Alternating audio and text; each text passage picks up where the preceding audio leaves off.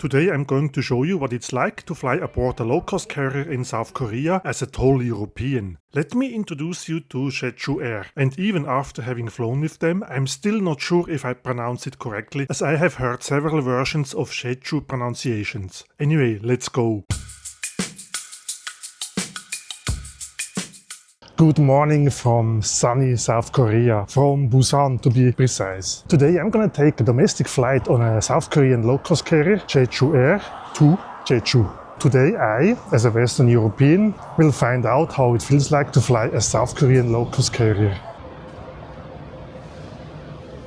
The Jeju Air is basically the Korean version of EasyJet or Ryanair. So come with me today to try out this low-cost carrier and to see if I even fit in there, considering my 1.92 m or 6'4" in height. Wow, it's bright.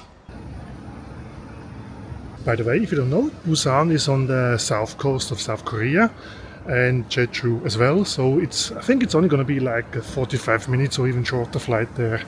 I have checked in already online, but let me show you the check-in counter anyway, in case you end up here at one point. Since I have still more than 3 hours before my flight, I decided to go to the check-in counter anyway, despite my online check-in, just to get a paper boarding pass. Maybe I'm a little bit old-fashioned when it comes to that, so I just like to show the paper boarding pass. And it was worthwhile that I went, because at the check-in then I was asked if I want to switch my seat to an emergency exit row. Well, that doesn't happen with Ryanair, and of course free of charge. Of course I said yes. This extra legroom, even if it's a short flight, I really don't mind. So I would say my first shocking experience as a Westerner flying domestically in South Korea is I get freebies. I mean, I'm not sure how much the emergency exit seat would have cost extra. I didn't check that, but usually it's one of the more expensive seats on the plane. Enough blah blah, let's go through security and let's go airside. Maybe we have a view on the apron. I'm through security and I'm airside and I'm facing 3 challenges now. So the first one, it's tiny. They have like maybe a handful of gates and that's it. So there's not too much to do and I still have almost 3 hours. And secondly, since this airport is also a military airport, there's no photography or filming allowed. I mean, it's hard enough to film already a fully booked low-cost carrier flight in economy class, but now I cannot even film the outside of the aircraft, so we'll see how it goes. And thirdly, there are about 4 or so coffee shops, and they are literally coffee shops, which means they don't serve any beer, which I was looking forward to so much for once. So instead, I got this.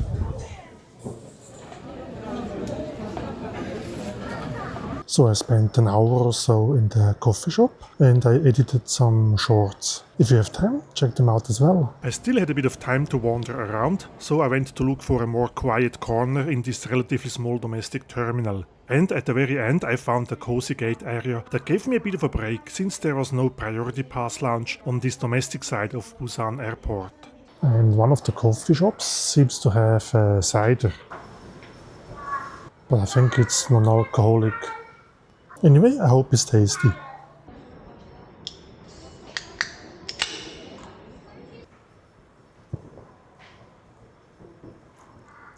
It's quite tasty actually. But I do think it does not have alcohol. But it's fine, also introvert travel bloggers, they at some point need to learn how to talk to a camera even without alcohol.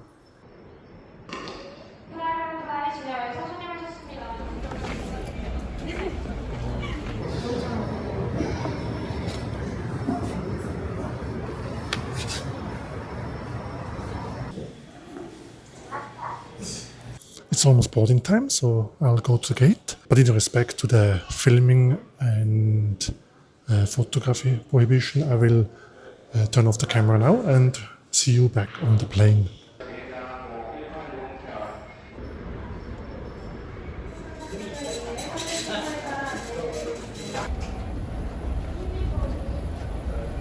Welcome on board Jeju Air Boeing 737-800.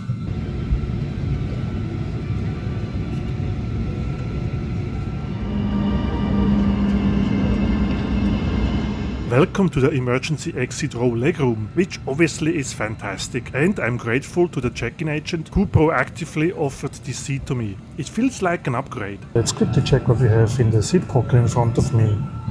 Well, this is mine, that's my 360 camera. Talking about my camera, check out my Insta360 affiliate links in the video description. If you use these links, you get some extra gadgets with it free of charge, and I get a little bonus for buying another cider or Diet Coke. But here we have the safety card.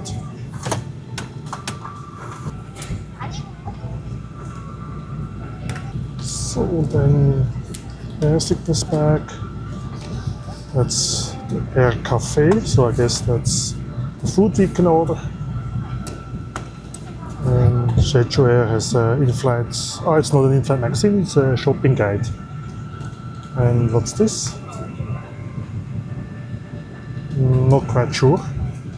Oh, here we go. Oh, it's quarantine information. Interesting. So depending where you travel, what you have to do. That's about it. Overhead I find reading lights and personal air fans. And the seat feels quite comfortable. I mean, it has no movable headrest, but I can survive that for 45 minutes. And as normal, when sitting in an emergency exit seat, you cannot recline the seat unless you are in the last row of the emergency exit rows. That's also why I don't have a knob on the armrest like where I would normally press to lower the backrest. But funnily, I have two tables in front of me and in the armrest. I surely haven't seen that before, and when I unfold all the tables, I have a larger surface than what I had on many business class flights. This note I have seen and heard many times during my stay here in South Korea. I guess it's the result of a recent fire aboard an Air Busan flight. I quickly checked for power outlets, but I couldn't see any, so I guess at least in the emergency exit row there's no power outlet to charge any device.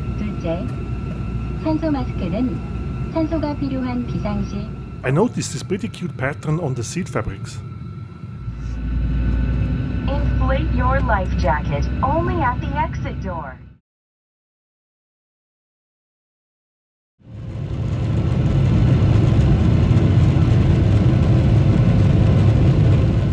We are on our way to Jeju, where we should land around 1 hour later. The downside of the emergency exit row window seat is that I have the wing obstructing the view. I would have loved to see a bit more of the city and coastline below.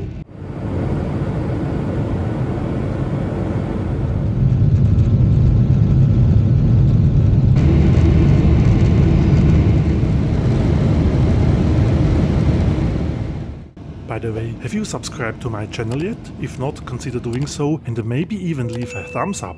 Thank you! We are airborne, obviously, and normally I would say now let's get comfortable. However, this seat does not have any options to make it more comfortable. But it's not too bad anyway. Maybe I can loosen the belt a bit. But if you like, we can have a look into the magazines. Comparable with the European low-cost carrier counterparts, there's a buy on board menu. This menu is massive. I think it would take way too long to go through it page by page, so maybe I do a shortcut. I hope that's okay for you. I think it's a bit more than just a food menu, it's also Jeju Airlines merchandise.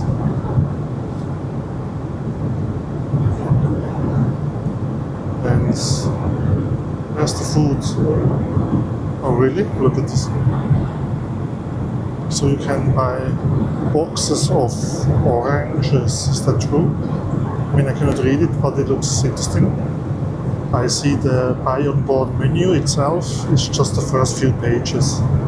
You have noodles of cup or cups of noodles, drinks,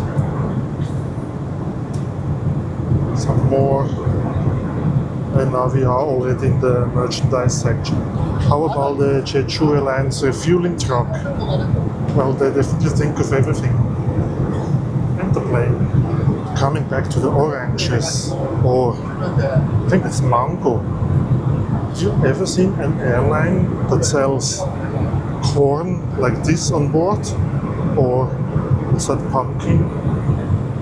Oranges? I'm a little bit baffled. Oh, it goes on. More mango. Oh, you can buy a box of apples. I somehow think this is stuff you can order to be delivered home. I don't think they have like that amount of fruit on board. What the hell? Okay, so fancy some carrots. It's also electronic stuff. And this I have no idea what it is.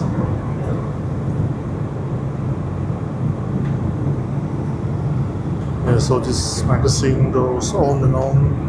If I see something else that's super interesting, I will show you. And here we have Jeju Airline's route map.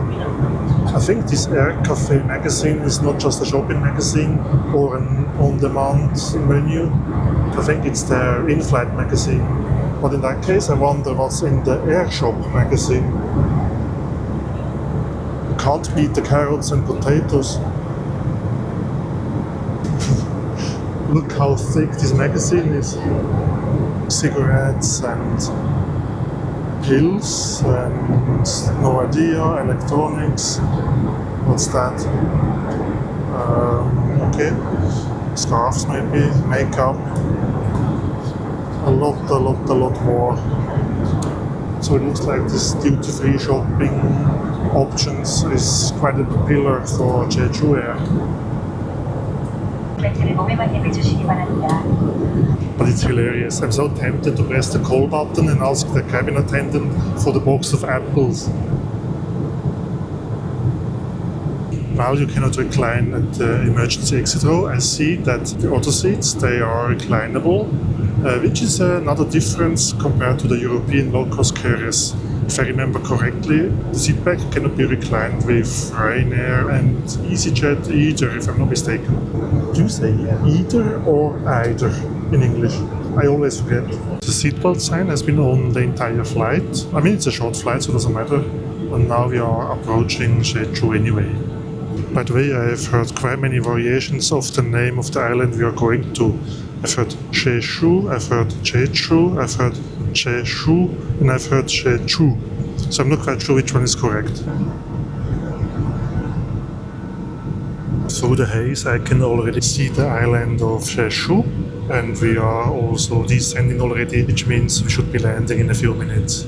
So if you stick with me a few more minutes, I'll give you a summary of my impression once we are on the ground.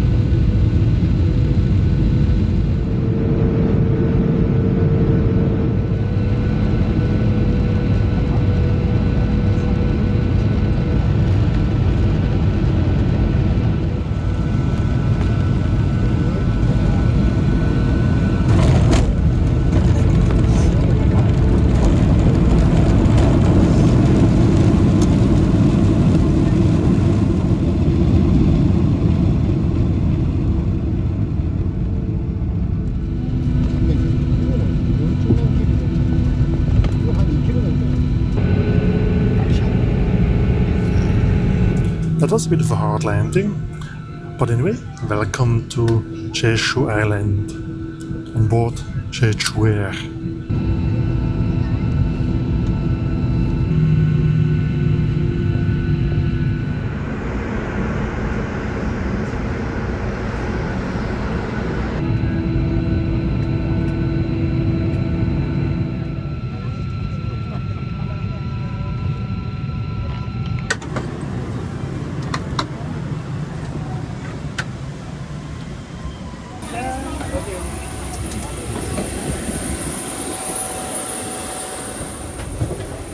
우리도 이러고 있는지 몰랐어요.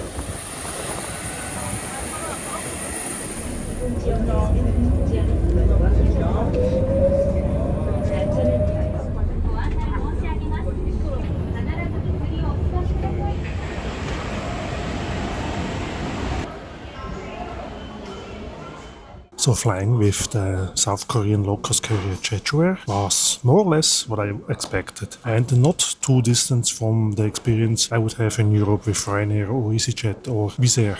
The aircraft was maybe not the latest and greatest, but it's still a 737-800, so it's not like a classic 70s style aircraft, so it's still quite modern. And I think they also have the 737 MAX in their fleet, or at least they have ordered them, if I'm not mistaken. The seat on board was more comfortable than I expected, and of course there was no service, only buy on board option. So considering I paid around $40 for this less than 1 hour flight, I would say it was definitely worth the money. The seat was comfortable, and of course the upgrade to the emergency exit row was nice. So I would certainly recommend Jeju Air to anyone who wants to travel on a budget in South Korea.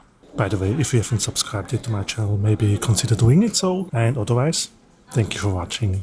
Till next time, bye for now.